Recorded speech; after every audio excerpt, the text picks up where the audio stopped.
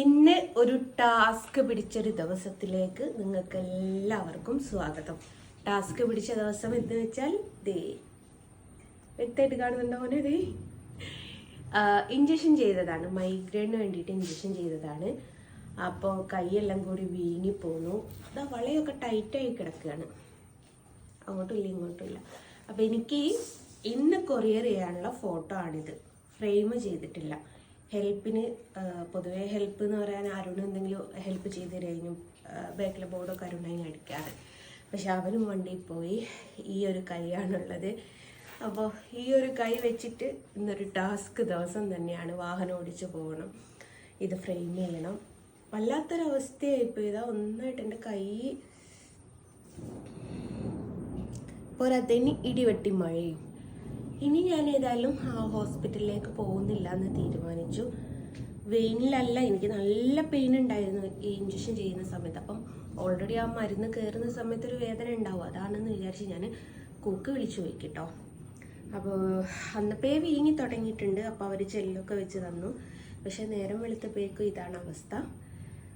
ഇനി ഇത് ഫ്രെയിം ചെയ്യാണ് ഗൈസ്. എന്താവുമെന്നൊന്നും എനിക്ക് അറിഞ്ഞുകൂടാ.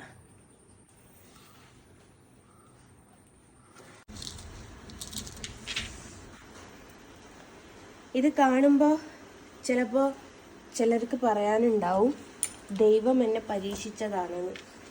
എനിക്കും തോന്നുന്നത് അങ്ങനെയാണ് ഗൈസ്, ദൈവം പരീക്ഷിച്ചതാണെന്ന് തോന്നുന്നു. റൈറ്റ് ഹാൻഡാ.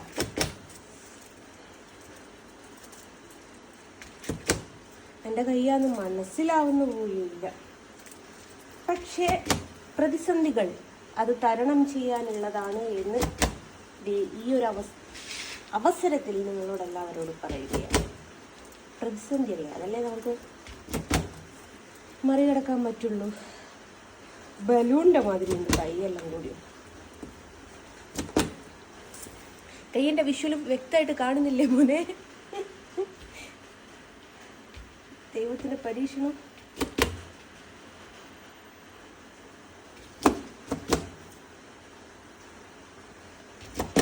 താങ്ങാനുള്ള ആൾക്കാർക്ക് തണലുണ്ടാവുള്ളൂ എന്ന് ഒരു പഴഞ്ചൊല്ലുണ്ട്. അതാണ് എനിക്കിപ്പോൾ ഇവിടെ ഓർമ്മ വരുന്നത്. എനിക്കാരും ഹെൽപ്പിനില്ലാത്തത് കൊണ്ട് ഈ ഒരു കൈ വെച്ചും ഞാൻ വർക്ക് ചെയ്യുന്നു. നേരെ മറിച്ച് ഹെൽപ്പിനുണ്ടെങ്കിൽ നമുക്ക് ഈ കൈയും വെച്ച് ഞാൻ അനങ്ങൂല. എന്നൊക്കെ ഫുഡൊക്കെ ഹോട്ടലിൽ നിന്ന് മേടിച്ചാട്ടോ. ഉച്ചക്ക് എന്താക്കുമെന്ന് അറിയില്ല, രാത്രിയൊക്കെ എന്താക്കുമെന്ന് അറിയില്ല. അപ്പോൾ പലരും പറയുന്നൊരു സംഭവമാണ് ഞാൻ ഹിന്ദുക്കളെ പറ്റിച്ച് ജീവിക്കുന്ന ഒരു വ്യക്തിയാണ്. പക്ഷേ ഇത്രത്തോളം കഷ്ടപ്പെട്ടിട്ടാണ് ഞാൻ ജീവിക്കുന്നതെന്നുള്ളത് അവന്മാരെന്തുകൊണ്ട് ചിന്തിക്കുന്നില്ല എന്നുള്ളത് എനിക്ക് അറിഞ്ഞുകൂടാ. നമ്മൾ പറ്റിച്ച് ജീവിക്കുക എന്ന് പറയുമ്പോൾ അനങ്ങാതെ ഒരു കഷ്ടപ്പാടും ഇല്ലാതെ സുഖസുന്ദരമായിട്ട് ജീവിക്കുന്നതിനെയാണ് പറ്റിച്ച് ജീവിക്കുക എന്ന് പറയുന്നത്. ഇതിലെവിടെയാ പറ്റിപ്പ് തട്ടിപ്പ് വെട്ടിപ്പ് എന്നൊന്നും എനിക്ക് അറിഞ്ഞൂടാ. അപ്പം നേരത്തെ പറഞ്ഞൊരു സംഭവം ഉണ്ടല്ലോ, ദൈവം എന്നെ പരീക്ഷിക്കുകയാണ്, അല്ലെ ദൈവം തരുന്ന ശിക്ഷയാണെന്ന് പലരും പറയുന്നു. അങ്ങനെയെങ്കിൽ ഞാൻ ചോദിക്കട്ടെ, ഈ കൈയും വെച്ചിട്ട് എനിക്ക് എങ്ങനെ ഫ്രെയിം ചെയ്യാൻ പറ്റും? ഇത് അത്രമേൽ വേദനയുണ്ട്, അത്രമേൽ മടക്കാൻ പോലും പറ്റുന്നില്ല. ഗുസ്തിക്കിടുന്ന ഒരു സാധനമല്ലേ, അതുകൊണ്ടുണ്ട്. പക്ഷെ എന്നാൽ പോലും എനിക്കിത് ഫ്രെയിം ചെയ്യാൻ പറ്റുന്നുണ്ട്. അപ്പോൾ ദൈവം തന്ന പരീക്ഷണമല്ല കേട്ടോ. ഞാൻ ബാക്കിയൊരു ഫ്രെയിം ചെയ്ത് അങ്ങനെ ഇതേ ഫോട്ടോ DTTC കൊണ്ട് കൊടുക്കുകയാണ്. വരുന്ന വഴിക്കൊന്ന് ഇഞ്ചക്ഷൻ ചെയ്ത ഹോസ്പിറ്റലിൽ കയറിയിട്ട് എന്തരടെ ഇതിൻ്റെ അവസ്ഥ എന്നൊന്ന് ചോദിക്കണം. പോരാത്തതിന് നല്ല അടിച്ചുപൊളി മഴയും. അപ്പം മഴക്കാലത്ത് വാഹനം ഓടിക്കുമെന്ന് വെച്ചാൽ ഫസ്റ്റ് മഴ ഉണ്ടല്ലോ, ഇതിൽ പുതുതായിട്ടുള്ള ആരെങ്കിലും ഡ്രൈവർമാർ ഇത് കാണുന്നുണ്ടെങ്കിൽ എന്ന് വിചാരിച്ചിട്ട് പറയാം കേട്ടോ. 2 വീലർ ആയാലും 4 വീലർ ആയാലും ആദ്യ മഴയത്ത് നമ്മൾ കുറേ കാലങ്ങൾക്ക് ശേഷം ആദ്യമായിട്ട് മഴ പെയ്യുന്ന സമയത്ത് വളരെ ശ്രദ്ധിച്ച് വേണം നമ്മൾ വാഹനം ഓടിക്കാൻ. മറ്റൊന്നുമല്ല, റോഡിൻ്റെ മുകളിൽ ഈ വണ്ടിയുടെ ഗ്രീസ് അങ്ങനെ പിടിച്ചിട്ടുള്ള സംഭവങ്ങളൊക്കെ ഉണ്ടാവും. അപ്പോൾ ഈ മഴയത്ത് നമുക്ക് ചവിട്ടിയാൽ കിട്ടാത്തൊരു ബുദ്ധിമുട്ടുണ്ടാവും.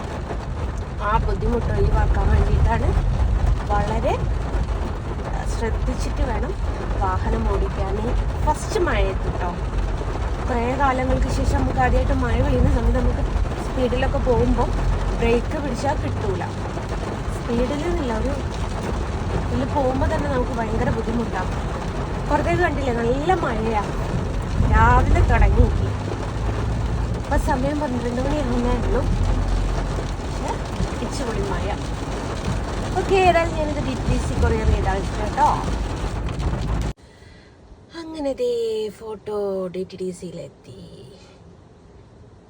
നമുക്ക് എന്തൊരു പ്രതിസന്ധി ഉണ്ടെങ്കിലും തളരരുതെന്ന് വാശി പിടിച്ചാൽ നമ്മൾ എവിടെയും തളരാൻ പോകുന്നില്ല ഗൈസ്. അതിൻ്റെ ഏറ്റവും വലിയ തെളിവാണിത്. ഇത് കൈയും വെച്ചിട്ട് നമ്മൾ എങ്ങനെ എന്ത് ചെയ്യുമെന്ന് ചിന്തിച്ചാൽ നമ്മൾ അവിടെ ഇരുന്ന് പോവുകയുള്ളൂ. എൻ്റെ കൈയിൻ്റെ അടിയും കണ്ട വളരെ ടൈറ്റായി കിടക്കുക.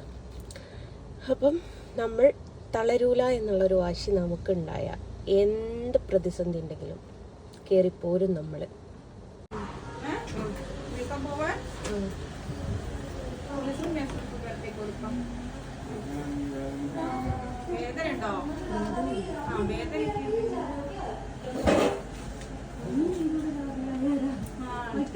വണ്ടി പിടിച്ചു കൊണ്ടുപോകും.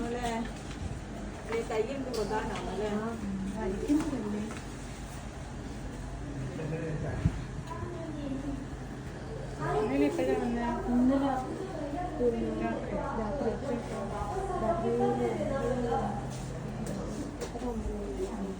എനിക്കപ്പേ ഞാൻ കുത്തുമ്പേ പറഞ്ഞു മരുന്നടിക്കുമ്പോൾ ഭയങ്കര വേദന പോലും പറഞ്ഞ് ഞരമ്പിലെന്നാണ്. പിന്നെ അതിന് ഇന്നുള്ളപ്പോൾ 10 മണി വരെയല്ലേ.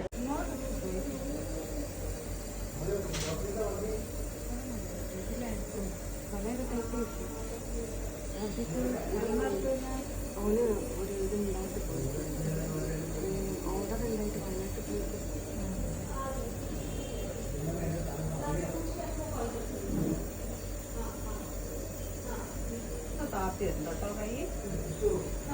പട്ടിണി കിടക്കണ്ടിരുന്നു ഞങ്ങള്.